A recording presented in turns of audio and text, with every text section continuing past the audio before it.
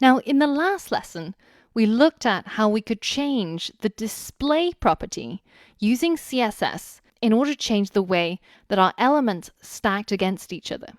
Now, in this lesson, we're going to explore CSS positioning in more detail. But before we do so, the first thing we have to realize is that even without CSS, your HTML element already has predefined rules for how it should be displayed on your web page, even if you don't have any CSS. And we have to understand how things get positioned by default before we can go on to change it, to bend it to our will without getting confused and getting stuck.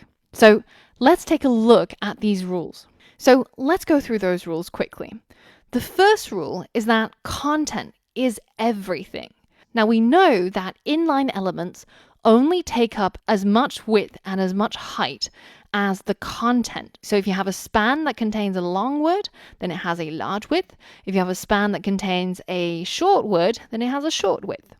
And with block elements, even though they take up 100% of the width, the height is still determined by the content. So if you have a really super large font for your H1 or for your paragraph, then that box model is going to take up a lot more height than if it was a smaller font. So your content is the first thing that determines how large things get displayed and what the height and the width will be. And this is despite any CSS. The next thing to remember is that the order of your elements on screen comes from your HTML code. So in this case, we have an H1, 3 paragraphs, then an image. This is how we've written our code in our HTML file. And this is how it gets rendered in that order. Now, if we change the order and put the image at the top of our code file, then our website is going to display in a corresponding way. So the default layout order is determined by your code. The third thing we need to know is that children sit on top of parents. What do I mean by that? So here on the left, I've got a div that's colored in red. Now, if inside this div, I add an H1 with some text, then that H1 is going to be on top of the div. So it's more towards the viewer and away from the screen. So this kind of introduces the concept of the Z index. We know that on screen we have an X and a Y axis, but there's also a Z axis, and that determines which element will be displayed on the other one. Because if in this case the div was in front of the H1, then we wouldn't see the H1 at all. So by default, all HTML elements that are children, they will sit on top of the parent element. So if we modify this code even further and we add a span nested inside that H1, then the word inside the span is going to be on top of the H1. So we have 3 elements here on screen so far, a div, an H1, and a span. And going from the screen towards the viewer, we first have the div, then the H1, then the span. From top to the bottom of the hierarchy, it comes closer and closer towards the viewer. So these 3 are the default rules for how things get rendered on screen, just based on your HTML code. Now, you can also set a CSS property, which is the position property, in order to position elements on screen the way that you want it to, instead of just going along with the default layout. And in most cases, you're going to want to make changes to the default layout. So let's look at some of the ways in which we can change this position property. Now, these are the 4 that I'm going to talk about. And the first one, the static position, we've actually already talked about it.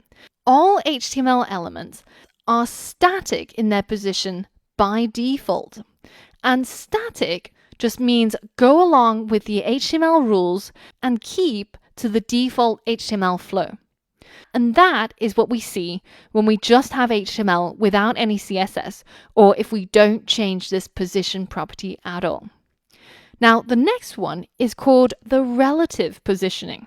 And what this allows us to do is to position the element that we select relative to how it would have been positioned had it been static. So in this case, on the left, we've got our bacon fan site, and this is just the normal HTML flow.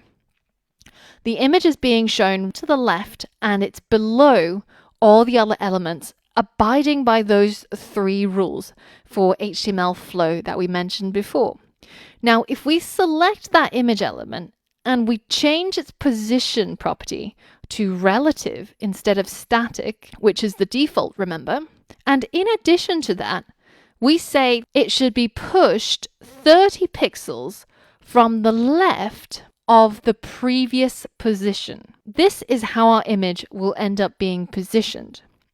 So whereas the left edge of our image used to be here, and that would have been its natural position, abiding by the HTML flow, now we're saying give that image 30 pixels of space between its left edge and where the left edge used to be. And there's 4 of these coordinate properties: the top, the bottom, the left, and the right. And we can set values for them in order to determine how we want to move our element. So let's say that we've got a image that is positioned using relative layout. Then we set the top coordinate property to 20 pixels. That means it will get moved down by 20 pixels. And if we change the left property 20 pixels, then it'll get pushed right 20 pixels. If we change the right property 20 pixels, it'll get pushed left 20 pixels, and the bottom property as well. Now, there's 2 important things that you have to remember when you're dealing with relative positioning. The first thing is that when you move an element that has a relative position, say in this case we're pushing it down by 50 pixels, it doesn't affect the position of anything else on screen. It's as if the old position was kept and everything else just flows around it as if it was never moved. It's almost like this element left the ghost of itself where it used to be in order for all the other elements to keep their own positions. Now, the other thing to remember is that when we change the coordinate properties, for example, in this case, we're saying make the top coordinate property for this relatively positioned image 50 pixels. What that really means is that we're taking the top of where that image used to be and we're giving it a 50 pixel margin from the top of our current image.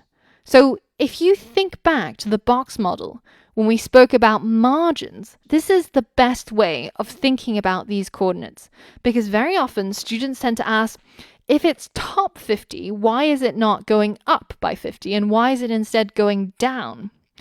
And what is it top relative to? So if you get confused, have a look back at this video. So inside this code pen, I've created 3 divs that are colored red, blue, and yellow. And they each have a height of 100 pixels and a width of 100 pixels. So essentially 3 squares inside a body element. I want to show you what changing the red div's position from static, which it currently is by default, to relative does. Now, by itself, changing this position property does nothing. It only starts doing something when you use one of the coordinate properties, like left. So let's push it 20 pixels from the left. You can see that it just got nudged 20 pixels from the left of where it used to be. Now, I can also move it all the way to the right by saying something like left 600 pixels. So it's now got a margin between the left edge of where it used to be and the current left edge of 600 pixels. Now, if I say right 200 pixels, can you predict what will happen to my red square? So let's take a look, see if you got it right. So our red square has completely disappeared off the screen. Now, why is that? Well, because the previous right edge was here. And to have a margin between the current right edge and the previous right edge of 200 pixels pushes our red square all the way over to the left that you can't see it anymore. Now, some people might have thought that by saying right 200 pixels, then it should be somewhere around here because this is the right edge of the screen. But as we mentioned, the relative positioning is relative to where the element would have been displayed if it was just following the natural HTML flow. So it would have been here.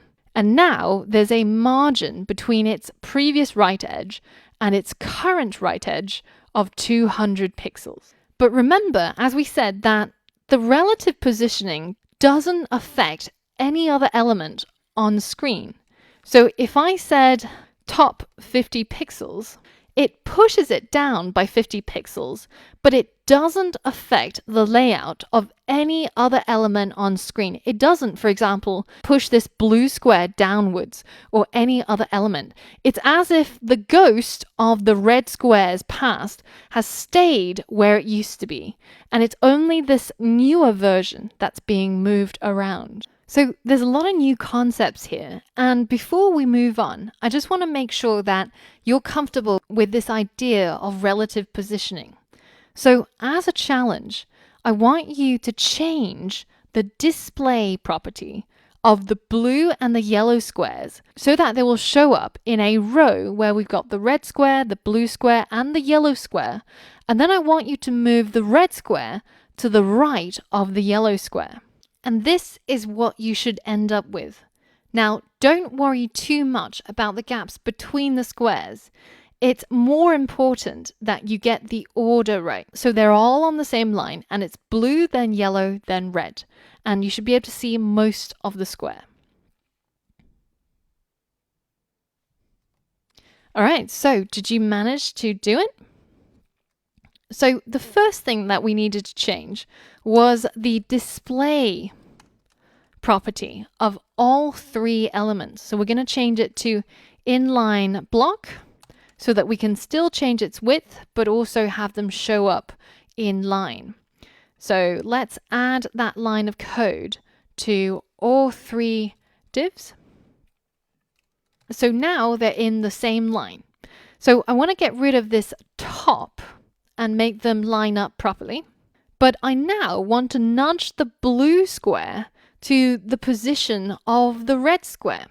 So I'm going to make its position relative to where it should be, and I'm going to give it a right margin of 100 pixels.